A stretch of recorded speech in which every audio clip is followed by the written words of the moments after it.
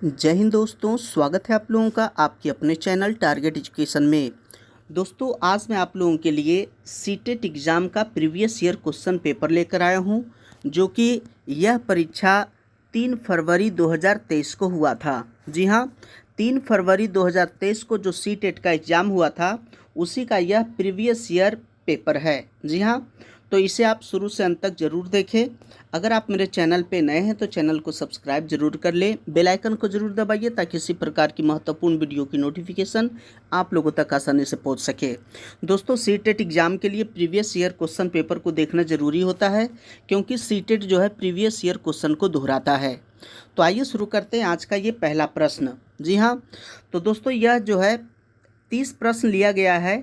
ये child development and pedagogy यानी कि सीटेट में जो सीडीपी जो होता है 30 नंबर का, तो ये 30 नंबर का ये प्रीवियस ईयर क्वेश्चन पेपर है।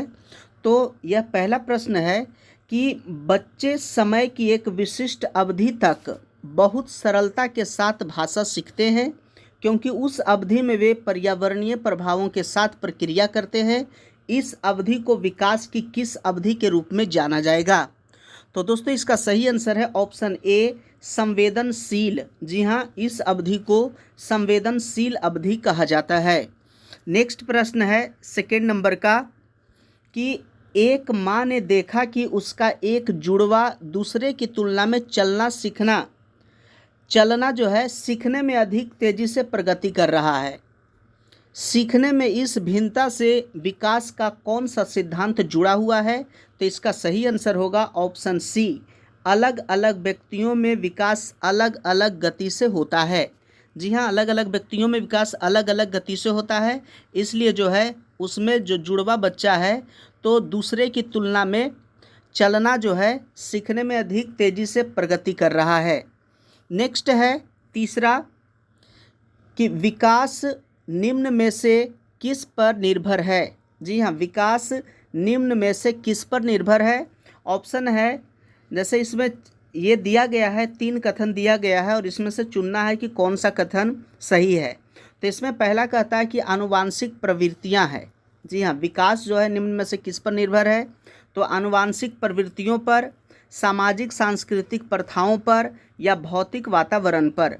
तो दोस्तों जो इसका सही आंसर है वह है ऑप्शन डी, ये तीनों यानी 1, 2 और 3 ये तीनों सही है, क्योंकि विकास जो है आनुवांशिक प्रवृत्तियों पर भी निर्भर है, सामाजिक सांस्कृतिक प्रथाओं पर भी और भौतिक वातावरण पर भी। तो इसलिए इसका सही आंसर है ऑप्शन डी। नेक्स्ट है 4 नंबर का, जीन पियाजे के संज्ञानात्मक विकास के सिद्धांत के अनुसार अध्यापक को किस अवस्था में क्रमबद्धता से संबंधित प्रश्न हल करने के लिए देना चाहिए? तो दोस्तों इसका सही आंसर ऑप्शन सी है, मूर्त संक्रियात्मक। तो दोस्तों ये प्रश्न पूछा गया था 3 फरवरी 2023 के एग्जाम में, तो इसे आप शुरू से अंत तक जरूर देखिएगा और इस पर गहन अध्ययन कीजिएगा और इसी के आधार पर आप अपना सीडीपी यानी कि चाइल्ड डेवलपमेंट पेडागोजी का तैयारी करना है।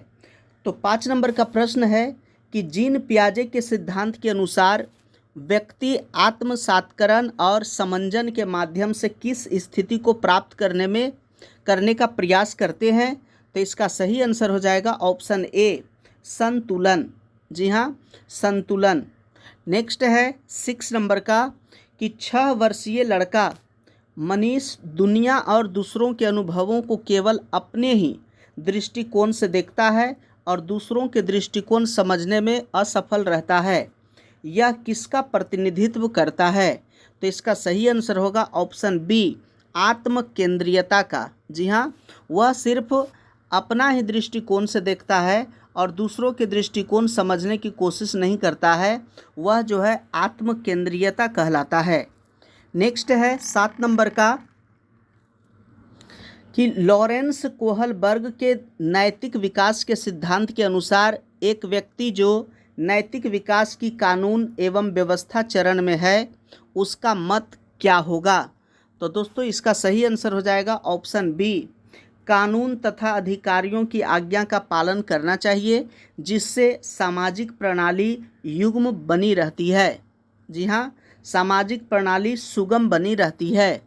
नेक्स्ट है 8 नंबर का कि लेव वाइगोत्स्की ने निम्न में से कौन सा सिद्धांत दिया। जी हाँ, लेव वाइगोत्स्की के सिद्धांत में से नीचे जो दिया गया उसमें से कौन सा सिद्धांत दिया गया है, तो इसका सही आंसर हो जाएगा ऑप्शन सी। जी हाँ, संज्ञानात्मक विकास का सामाजिक सांस्कृतिक सिद्धांत, यह जो है लेव वाइगोत्स्की के द्वारा दिया गया है। नेक्स्ट है 9 नंबर का। 9 नंबर में दिया गया कि एक विद्यार्थी दिए गए प्रश्न को हल करने में चुनौती महसूस कर रहा है। लेव वाइगोत्स्की के अनुसार इस स्थिति में एक अध्यापिका को क्या करना चाहिए। जी हाँ, विद्यार्थी जो है दिए गए प्रश्न को हल करने में चुनौती महसूस कर रहा है, तो लेव वाइगोत्स्की के अनुसार इस स्थिति में एक अध्यापिका को क्या करना चाहिए। तो देखिए ऑप्शन देखिए इसका क्या कहता है, एक अध्यापिका को क्या करना चाहिए, तो यहाँ इसका सही आंसर हो जाएगा ऑप्शन बी, विद्यार्थियों को अगले कदम हेतु संकेत और इशारे देना चाहिए। जी हाँ, विद्यार्थी को थोड़ा सा इशारा देना चाहिए, संकेत देना चाहिए, ताकि वह उस जो प्रश्न है उसको हल कर सके। नेक्स्ट है 10 नंबर का कि एक प्रगतिशील कक्षा में विद्यार्थियों को किस ओर केंद्रित होना चाहिए। जी हाँ, प्रगतिशील कक्षा में विद्यार्थियों को किस ओर केंद्रित होना चाहिए, तो इसका सही आंसर होगा ऑप्शन डी, सक्रिय भागीदारी द्वारा ज्ञान अर्जन की ओर। जी हाँ, सक्रिय भागीदारी द्वारा ज्ञान अर्जन की ओर। नेक्स्ट है 11 नंबर का कि हावर्ड गार्डनर द्वारा प्रतिपादित बहुबुद्धियों में निम्नलिखित में से कौन सी शामिल नहीं है। जी हाँ, बहुबुद्धि का सिद्धांत हावर्ड गार्डनर के द्वारा दिया गया है, तो निम्न में से कौन सा शामिल नहीं है, तो इसका सही आंसर होगा ऑप्शन बी, भावनात्मक बुद्धि। यह हावर्ड गार्डनर के बहुबुद्धि सिद्धांत में शामिल नहीं है, क्योंकि ये इसमें भाषाई बुद्धि, स्थानिक बुद्धि और संगीत बुद्धि दिया गया है। नेक्स्ट है 12 नंबर का। 12 में दिया गया है अभिकथन और कारण का। जी हाँ, अभिकथन कहता है कि राष्ट्रीय शिक्षा नीति 2020 के अनुसार 5वीं तक के सभी बच्चों को उनकी मातृभाषा में ही शिक्षा दी जानी चाहिए। इसका कारण कहता है कि छोटे बच्चे अपनी मातृभाषा में सार्थक अवधारणाओं को अधिक तेजी से सीखते व समझते हैं, तो इसका सही आंसर है ऑप्शन ए। जी हाँ, क्योंकि ए और आर दोनों सही है और आर ए की सही व्याख्या करता है, इसलिए सही आंसर है ऑप्शन ए। नेक्स्ट है 13 नंबर का कि एक अध्यापक को विद्यार्थियों में प्रचलित जेंडर रूढ़िवादों में से किस प्रकार निपटना चाहिए।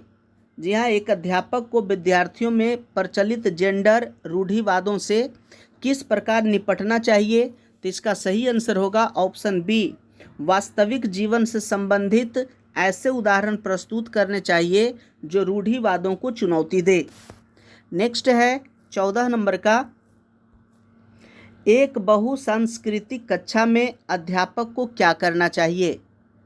एक बहुसांस्कृतिक कक्षा में अध्यापक को क्या करना चाहिए, तो इसका सही आंसर है ऑप्शन डी, विद्यार्थियों के सामाजिक सांस्कृतिक अनुभवों के संदर्भ में उनकी वैयक्तिक विभिन्नताओं का सम्मान करना चाहिए, तो इसका सही आंसर ऑप्शन डी होगा। तो दोस्तों ये सभी प्रश्न पूछा गया है 3 फरवरी 2023 के एग्ज़ाम में। जी हाँ, सीटेट एग्ज़ाम 23 फरवरी 2023 में यही सब प्रश्न आया था, तो इसे आप ध्यान से देखें। और अगर अभी तक मेरे चैनल को सब्सक्राइब नहीं किए तो चैनल को सब्सक्राइब जरूर कर ले, बेल आइकन को जरूर दबाइए ताकि इसी प्रकार की महत्वपूर्ण वीडियो की नोटिफिकेशन आप लोगों तक आसानी से पहुंच सके। 15 नंबर का प्रश्न है कि जब आकलन विद्यार्थियों के किसी कौशल संबंधी बाधा और समझ या पाठ के अधिगम और शिक्षण प्रक्रिया के दौरान किया जाता है तब इसे क्या कहा जाता है, तो इसका सही आंसर होगा, देखिए ऑप्शन ए कहता है अधिगम के लिए आकलन, बी कहता है अधिगम का आकलन, और सी कहता है असतत मूल्यांकन, और डी कहता है योगात्मक मूल्यांकन। तो दोस्तों इसका सही आंसर होगा ऑप्शन ए, अधिगम के लिए आकलन। नेक्स्ट है 16 नंबर का कि सभी विद्यार्थियों को उनकी योग्यताओं में भिन्नता होने के बावजूद उनके संभाव्य गुणों की प्राप्ति के लिए अवसर प्रदान करना किस प्रकार की कक्षा का मुख्य उद्देश्य है, तो इसका सही आंसर होगा ऑप्शन बी, समावेशी कक्षा, जी हाँ, समावेशी कक्षा। नेक्स्ट है 16 नंबर का, जी हाँ 16 नंबर का प्रश्न है, सॉरी ये 17 नंबर का प्रश्न है कि वंचित पृष्ठभूमि के बच्चों को संबोधित करने के लिए एक शिक्षक को चाहिए। एक शिक्षक को क्या चाहिए? तो इसका सही आंसर है ऑप्शन बी, उनके संदर्भ के बारे में और जानने का प्रयास करें और उन्हें कक्षा में चर्चा में शामिल करें। नेक्स्ट है 18 नंबर का कि निम्नलिखित में से कौन सी अधिगम अशक्तता किसी व्यक्ति के संतुलन, शारीरिक निपुणता और हाथ आंख सामंजस्य की क्षमता को प्रभावित करती है? तो इसका सही आंसर हो जाएगा ऑप्शन डी, गति समन्वय वैकल्य। जी हाँ, गति समन्वय वैकल्य। नेक्स्ट है 19 नंबर का कि स्वलीनता यानी ऑटिज्म से जूझते विद्यार्थियों में पहचान किन विशिष्ट गुणों की संभावना रहती है? जी हाँ, स्वलीनता से जूझते विद्यार्थियों में पहचान किन विशिष्ट गुणों की संभावना रहती है? तो इसका सही आंसर है ऑप्शन ए, संप्रेषण में कठिनाई। नेक्स्ट है 20 नंबर का कि निम्नलिखित में से कौन सी सृजनात्मक विद्यार्थियों की पहचान विशेषता नहीं है? जी हाँ, सृजनात्मक विद्यार्थियों के पहचान की विशेषता निम्न में से कौन सी नहीं है? तो इसका सही आंसर ऑप्शन बी, अभिसारी सोच। नेक्स्ट है 21 नंबर का कि राष्ट्रीय शिक्षा नीति 2020 सुझाती है कि शिक्षा, जी हाँ, क्या सुझाती है? तो इसका सही आंसर ऑप्शन डी कि शिक्षा समालोचनात्मक चिंतन के विकास पर केंद्रित होनी चाहिए। राष्ट्रीय शिक्षा नीति 2020 समझाती है कि शिक्षा जो है समालोचनात्मक चिंतन के विकास पर केंद्रित होनी चाहिए। नेक्स्ट है 22 नंबर का कि एक कक्षा में विद्यार्थियों के चयनित अधिगम शैलियों में व्यक्तिगत अंतरों को अध्यापिका द्वारा किस प्रकार संबोधित किया जाना चाहिए? तो दोस्तों इसका सही आंसर हो जाएगा ऑप्शन डी, उनकी मान्यता रखते हुए बाल केंद्रित शिक्षा शास्त्र को अपनाना चाहिए ताकि उनकी व्यक्तिगत ज़रूरतें पूरी हो। तो दोस्तों ये है सीटेट एग्ज़ाम 2023 का प्रश्न।